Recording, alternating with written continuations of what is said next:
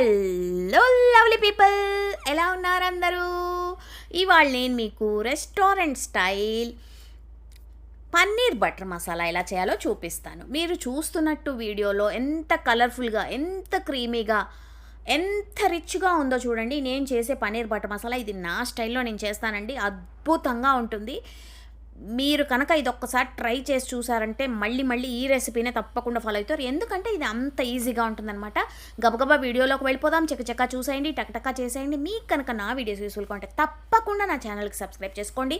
So ముందుగా కడాయి వేడి చేసుకుని 1 చెంచా నూనె వేసుకుని 1 ఏలక్కాయ, కొంచెం లవంగాలు, కొంచెం సినమెన్ ఉంటుంది కదా, ఆ దాల్చిన చెక్క వేసుకుని తర్వాత 1 పెద్ద ఉల్లిపాయ, 2 టమోటాలు, కొంచెం వెల్లుల్లి రెబ్బలు, 1 చిన్న అల్లం ముక్క, తర్వాత ఒక 10 నుంచి 15 జీడిపప్పు వేసుకుని వీటిని బాగా వేయించేసుకోండి.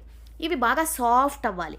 సాఫ్ట్ అయ్యే వరకు వీటిని బాగా వేయించేసుకున్న తర్వాత వీటిని ఒక ప్లేట్లోకి తీసుకుని బాగా చల్లారనిచ్చి దీన్ని మనం మంచిగా పేస్ట్ చేసుకోవాలండి. సాఫ్ట్గా పేస్ట్ చేసుకోవాలి. దీంట్లో ఇంకా మనం కడాయి వేడి చేసేసుకున్న తర్వాత పన్నీర్ బటర్ మసాలా, బటర్ దాంట్లోనే ఉంది కాబట్టి బటర్ వేసేసుకుందాం. కడాయిలో బటర్ వేసుకున్న తర్వాత దాంట్లో ఇలా సన్నగా తరిగిన ఉల్లిపాయలు, తర్వాత క్యాప్సికమ్. జనరల్గా క్యాప్సికమ్ ఉల్లిపాయలు వెయ్యరు, నేనైతే వేసాను. ఎందుకంటే యాడెడ్ టేస్ట్ ఇస్తుంది దీనికి. మధ్యలో క్రిస్పీ అలా కరకరా తగులుతూ ఉంటుంది. క్యాప్సికమ్ ఆనియన్ అంటే చాలా బాగుంటుంది కాబట్టి వేసాను. తర్వాత మనం ముందుగా చేసి పెట్టుకున్న టమాటో పేస్ట్ వేసేసి ఇప్పుడు ఈ బటర్లో ఈ పేస్ట్ బాగా వేగాలండి. మనం వేసిన వెన్నలో ఈ పేస్ట్ బాగా వేగాలి. చిటికెడు పసుపు వేసుకోండి. కొంచెం తీయగా ఉంటుంది కాబట్టి పన్నీర్ బటర్ మసాలా 1 చెంచా చక్కెర వేసుకోండి. 1 చెంచా కాశ్మీరీ చిల్లీ పౌడర్ మంచి రంగు ఇవ్వడానికి.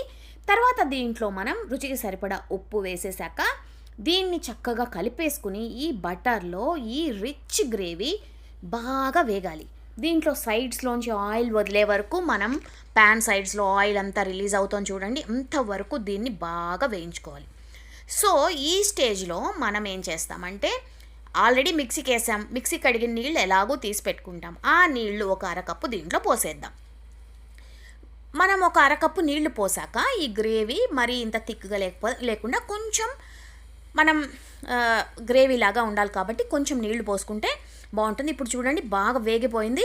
నూనె ప్యాన్ చివర్లో నూనె మనం వేసిన బటర్ బాగా రిలీజ్ అవుతోంది.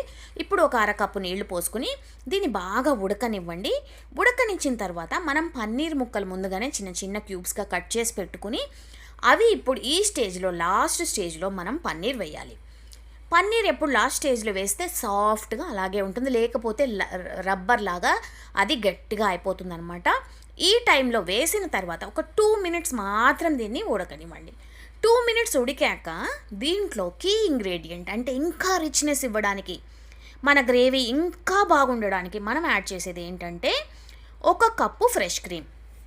ఫ్రెష్ క్రీమ్ ఇప్పుడు మనకు అమూల్ ఫ్రెష్ క్రీమ్ లేకపోతే మిల్కీ మిస్ట్ ఇవన్నీ దొరుకుతున్నాయి కదా, ఇవి ఏవీ లేకపోతే మీరు పాల మీద మీగడని చక్కగా మిక్సీకి వేసుకుని అది దీంట్లో వేసుకోండి.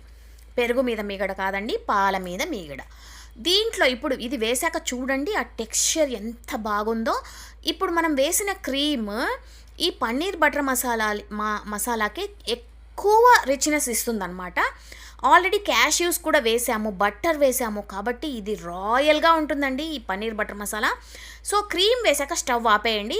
క్రీమ్ వేసాక స్టవ్ ఆన్లో ఉండకూడదు. తర్వాత మనం దీన్ని సర్వింగ్ బౌల్లోకి తీసుకుని చక్కగా పరోటాలు, చపాతీలు, పుల్కాలు ఏవైనా సరే చేసుకుని 1 చిన్న ఉల్లిపాయ కొరుక్కుంటూ ఈ బటర్ మసాలా తింటే అద్భుతంగా ఉంటుందండి. నెక్స్ట్ వీడియోలో మళ్ళీ మిమ్మల్ని కలిసేంత వరకు ఉంటానండి. మీ విజయ్.